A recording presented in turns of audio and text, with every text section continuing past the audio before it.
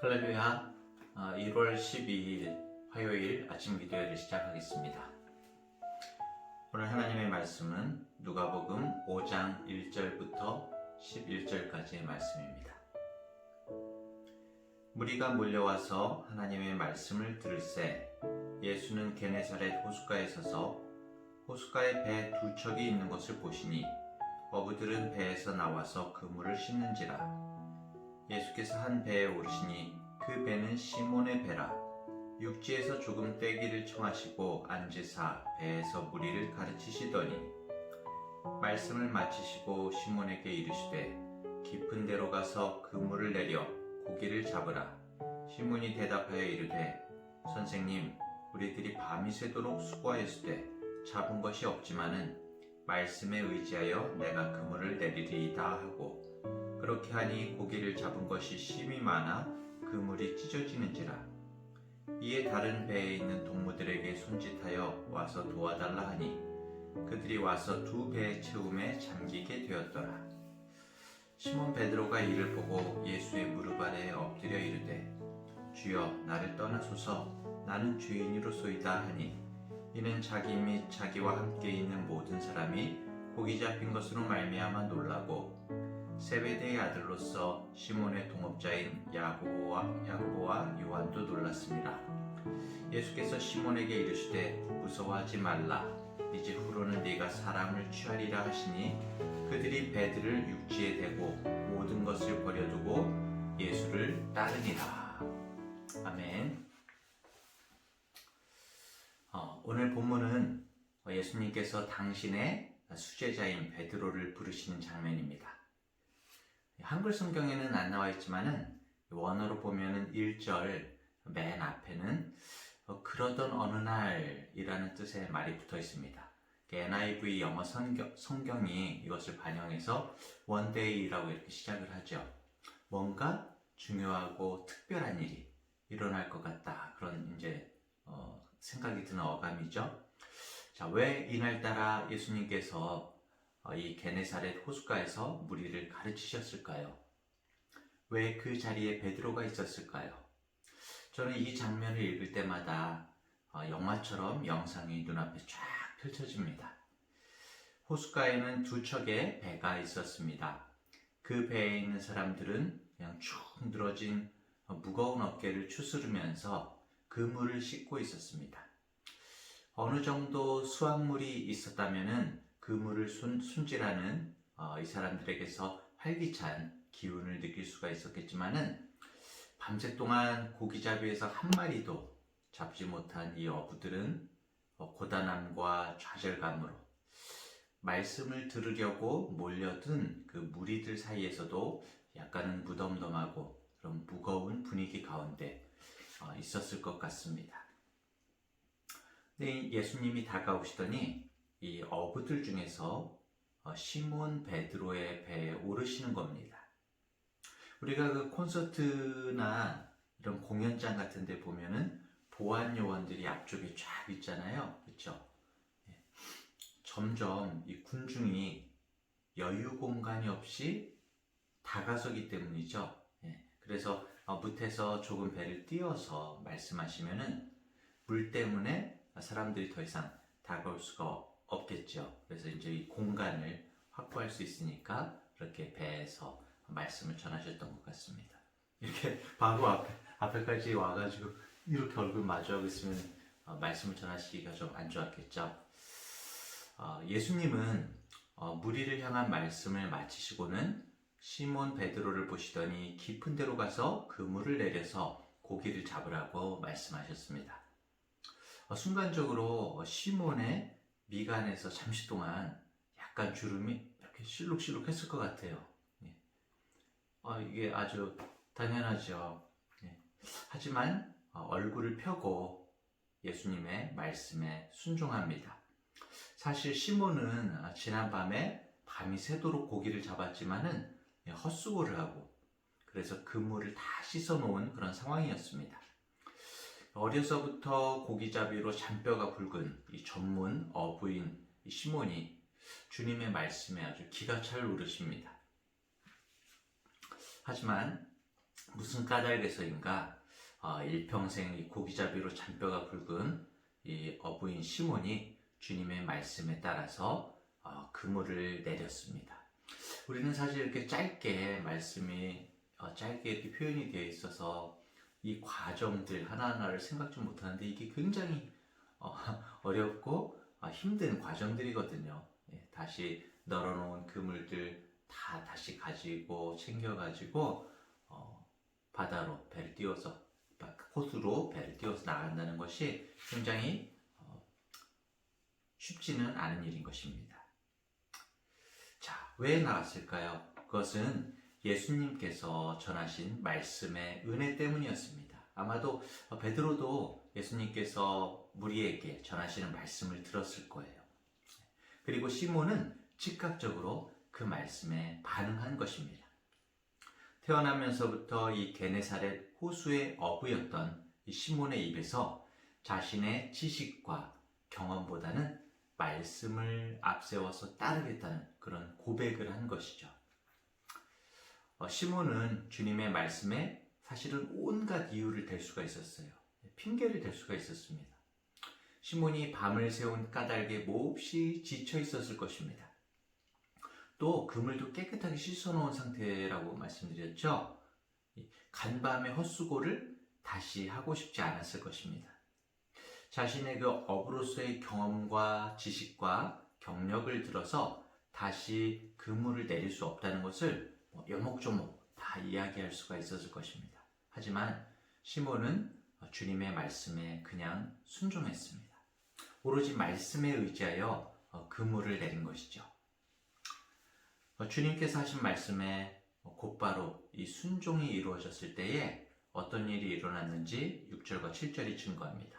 그렇게 하니 고기를 잡은 것이 심히 많아 그물이 찢어지는지라.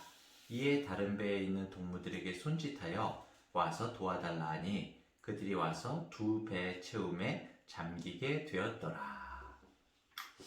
어부들은 허탕친 지난밤을 만회하게 돼서 기뻤을까요? 네, 기쁘기도 했겠지만은 아마 놀랐을 것입니다. 이런 일이 정말 처음이었을 것 같아요. 기뻤다기보다도 시몬 베드로는 비로소 자신의 배에 타고 계신 분이 누구인지 깨닫게 된 겁니다.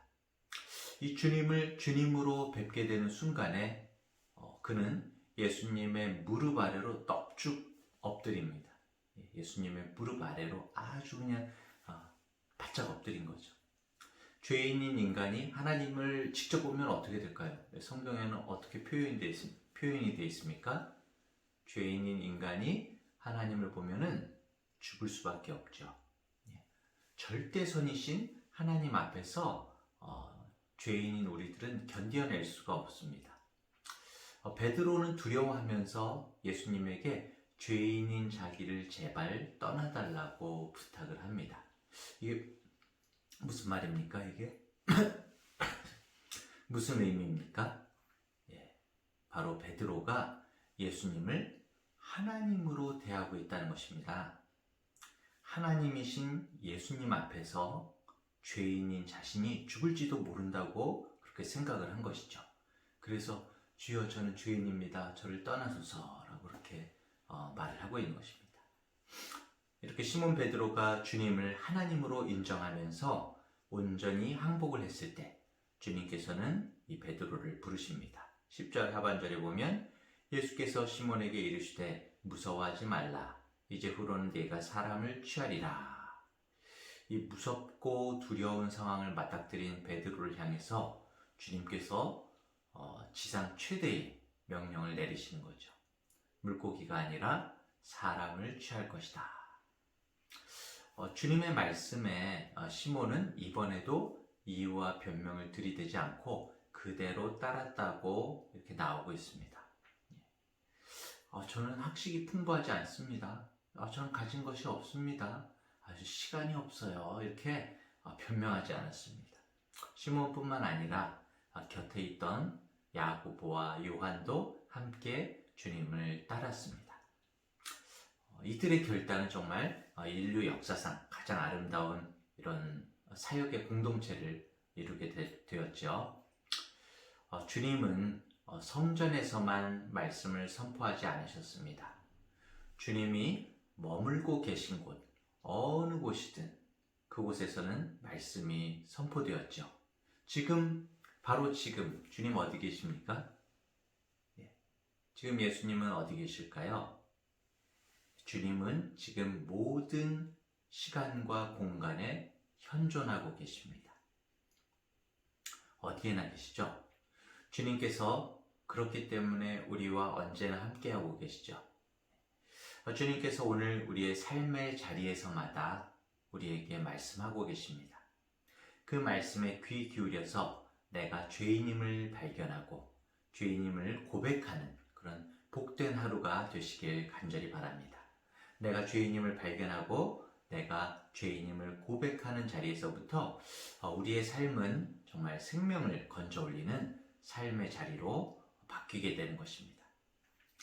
오늘 6절, 7절에 보니까 그렇게 하니 고기를 잡은 것이 심히 많아 그물이 찢어지는지라. 이에 다른 배에 있는 동무들에게 손짓하여 도와달라 하니 그들이 와서 2배의 채움에 잠기게 되었더라.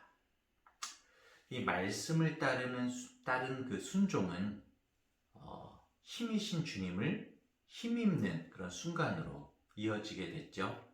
밤새 한 마리도 잡지 못했던 그 호수에서 그물이 찢어질 정도로 많은 고기가 잡혔습니다. 한 척의 배로는 감당이 되지가 않아서 다른 한 척의 배를 향해서 손짓을 막 할 정도였죠. 조금 전까지만 해도 이 빈 그물을 씻는 것조차 고단하게 느꼈던 그 손에서 언제 그랬냐는 듯이 막 이제 힘이 넘쳐나는 것이 보여집니다.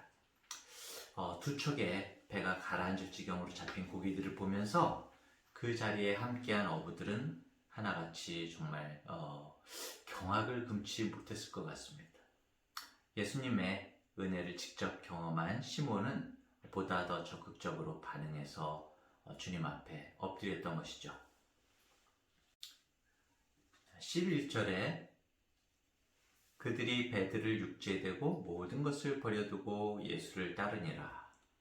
이 어부에게 있어서 가장 소중한 배와 그물, 또 그들의 기쁘고 슬픔을 갈랐던 그 고기들, 물고기들, 이것들을 버려두고 단숨에 예수님을 따릅니다.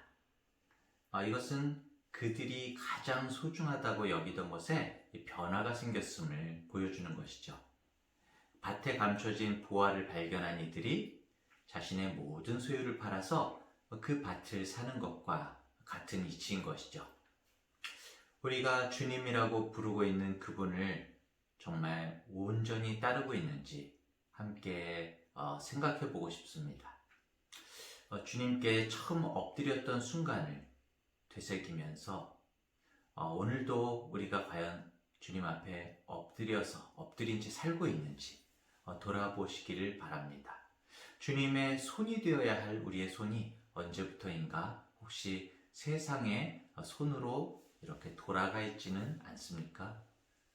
지식과 경험이 아닌 말씀을 의지할 때 우리 손은 주님의 손으로 사용이 되는 것입니다. 베드로는 오늘 복잡한 계산 없이 주님 앞에 엎드렸습니다. 자신의 지식과 경험, 세상의 시선 등을 예수님 앞에 완전히 내려놓았습니다. 이것을 통해서 우리는 힘이신 하나님의 은혜를 힘입는 비결을 깨닫게 되죠. 우리가 마지막으로 하나님 앞에 무릎을 꿇고 정말 엎드려 기도드렸던 때가 언제였는지 한번 헤아려 보시기 바랍니다.